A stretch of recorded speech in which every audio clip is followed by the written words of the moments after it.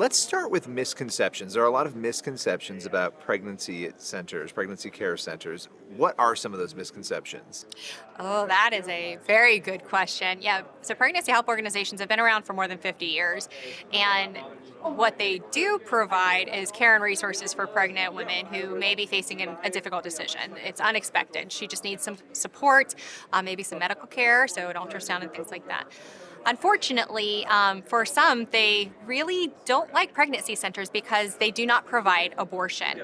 And so they will attack the fact that, well, they're not well, what they say is that they are not medical clinics, where the reality is 80% of our affiliates, which we have 2,200 in the States, 3,700 around the world, 80% of them are pregnancy help medical clinics, which means that they do fall under the guidance of a medical director.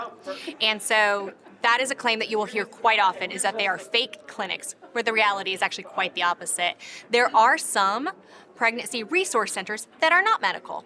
That's about 20%. They provide parenting classes, some material aid for women, and they may have other services. Maternity homes also are in the realm of pregnancy help organizations. None of them do refer or provide abortion, but again, 80% are medical. That's the biggest hit that we take. The other side is that they'll say that we are confusing women and deceiving women, whereas that couldn't be further from the truth. 97% of all women who are actual clients actually give us satisfactory ratings. So they appreciate the help and support that they're given through these pregnancy help organizations. And it is just a false narrative, to be perfectly blunt. If somebody were to go and actually visit a pregnancy center and see the services that are provided, then they definitely get a different perspective. How has the work of pregnancy centers changed in the wake of Dobbs? Very good question. So, just before, of course, the Dobbs leak happened in May. And so, what we saw right away is actually some violent attacks against pregnancy help organizations. So, they did have to shift security measures, and we were providing them with some information and education as to how they could do that and properly prepare for how they could have better security, how they can better engage with the community, let them know what they do, and those details so that they can have a little bit more security within the cities. In addition, abortion pill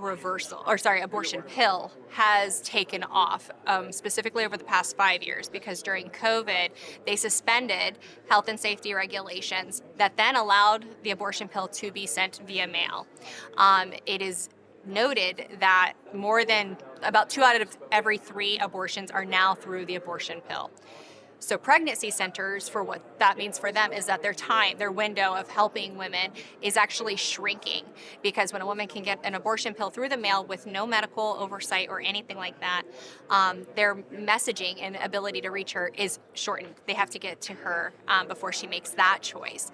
So it's a lot of different marketing tactics that come into play in regard to educating the community about the dangers of the abortion pill, and then also about something called abortion pill reversal.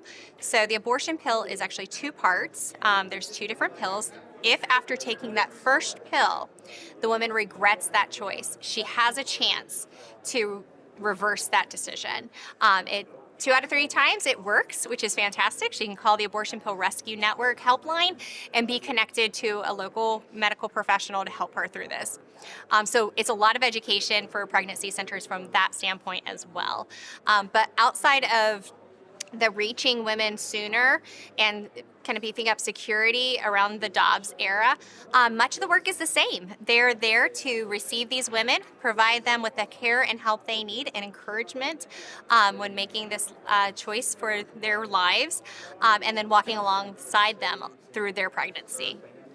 As you're sort of looking at the landscape, because it is shifting and changing after Roe with the Dobbs decision and now with a second Trump administration, what are some of the things you're hoping to see happen legally at this point that would help the work that you're doing?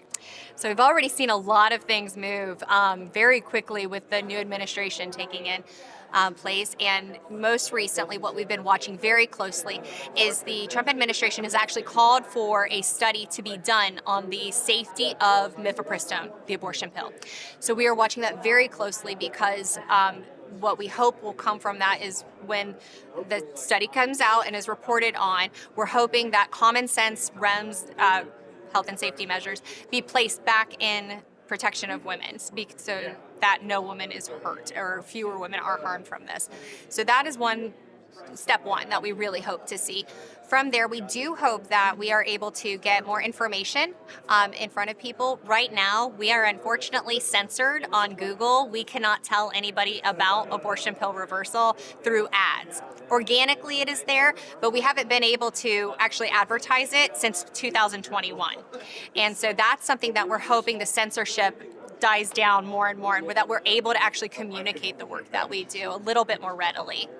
Why do you think, I mean, they'll say there is no abortion pill reversal. This does not happen. But you're saying you talk with women all the time, I assume, that have been able to reverse their abortion. So why is that narrative so prevalent? I would love to know the exact answer for that. But yes, as you said, statistics show us from our own data, more than 6,000 lives have been saved thanks to abortion pill reversal. I've held the babies and I've hugged the moms and dads. Like, it exists. Unfortunately, there are those who really do not want the fact that some women regret their abortions to get out. And it's a very sad reality that is in place, because in California and in New York right now, we are being sued at Heartbeat International from promoting and talking about abortion pill reversal, not providing it. And that's a very key difference. We are allowed to provide it. They don't want us to have it on the website. They don't want women to be able to find it, but we are allowed to provide it. That's very telling. But the reality is that women in those moments, they are searching online. They are finding us. And we actually just had a record-breaking month in January of the number of starts that women did for abortion pill reversal. So while they are trying to keep it down because they are saying, and there is Google, they are saying that it is there's not enough expert reporting out there and studies, scientific studies. They say no credible studies, even though there are some.